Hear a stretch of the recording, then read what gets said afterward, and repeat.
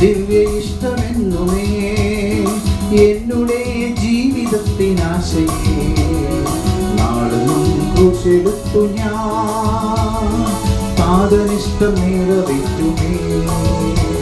ഞാൻ പിന്തുടർന്നിടും, ഞാൻ പിൻഗമിച്ചിടും എന്നുടെ ജീവിതയാത്രയിൽ. ഈ വരൂപിൽ ചൂടതേക്കുമ്പോ തഞ്ചിറകനിക്കു വിശ്രമം. ഈ വരൂപിൽ ചൂടതേക്കുമ്പോ തഞ്ചിറകനിക്കു വിശ്രമം.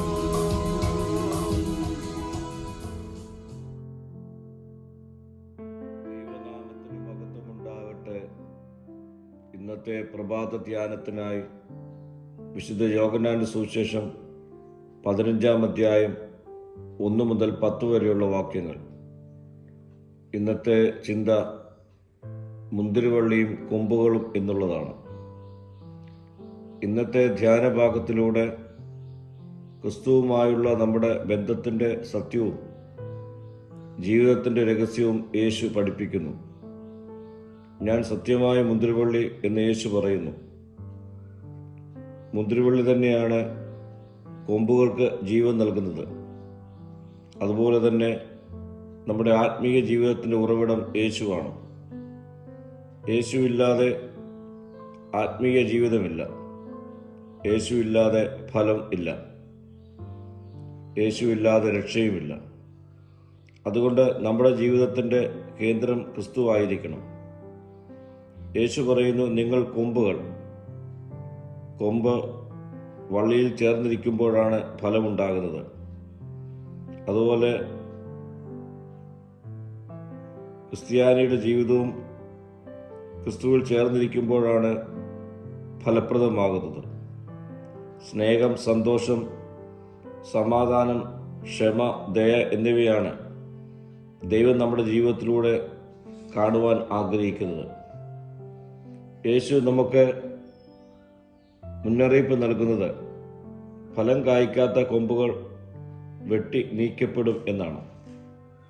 വെറും ക്രിസ്ത്യാനി എന്ന പേരിൽ ജീവിച്ചാൽ മാത്രം പോരാ, ഫലമുണ്ടാകണം. അത് ദൈവത്തിൻ്റെ ഇഷ്ടമനുസരിച്ചുള്ള ജീവിതത്തിലൂടെ ആകണം.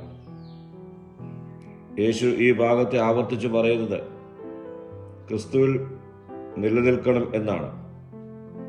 ക്രിസ്തുവിൽ നിലനിൽക്കണമെങ്കിൽ പ്രാർത്ഥനയിലൂടെയും വചനധ്യാനത്തിലൂടെയും വിശുദ്ധ ജീവിതത്തിലൂടെയും സ്നേഹത്തിലൂടെയുള്ള ജീവിത അനുഭവങ്ങളിലൂടെയും മാത്രമേ കഴിയുള്ളൂ. പ്രിയമുള്ളവരെ, നാം ക്രിസ്തുവിലും ക്രിസ്തു നമ്മിലും ആയിരിക്കുമ്പോൾ നമുക്ക് അധിക ഫലം കായ്ക്കുവാൻ കഴിയും. അപ്പോൾ ദൈവം മഹത്വപ്പെടും. നമ്മുടെ ജീവിതം അനുഗ്രഹമാകും. നാം മറ്റുള്ളവർക്ക് അനുഗ്രഹമായി തീരുകയും ചെയ്യും. കൊമ്പ് വള്ളിയിൽ നിന്ന് വേർപെടുവാൻ തുടങ്ങിയാൽ ഉണങ്ങിപ്പോകുന്നത് പോലെ ക്രിസ്തുവിൽ നിന്ന് അകന്നുപോയാൽ നമ്മുടെ ആത്മീയ ജീവിതം ഉണങ്ങിപ്പോകും. അതിനാൽ ഈ നാളുകളിൽ ഓരോ ദിവസവും ക്രിസ്തുവിനോട് ചേർന്ന് നിന്ന് നമ്മുടെ ജീവിതം ഫലദായകമാക്കി തീർക്കുവാൻ നമ്മെ തന്നെ ഈ നാളുകളിൽ നമുക്ക് ഒരുക്കാം. പ്രാർത്ഥിക്കാം. കർത്താവേ, നിന്നോട് ചേർന്ന് നിന്ന് ഫലകരമായ ജീവിതം നയിക്കുവാൻ എന്നെ ഇടയാക്കണമേ. മഹത്വം നീ എടുക്കണം. യേശുവിൻ്റെ നാമത്തിൽ തന്നെ. ആമീൻ.